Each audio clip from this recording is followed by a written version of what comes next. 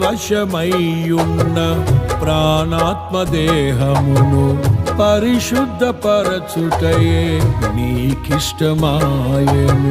పలు వేదనలలో నీతో నడిపించి తలవంచని తెగువ నీలో కలిగిల్చి మదిలో నిలిచావు, మమతను పంచావు.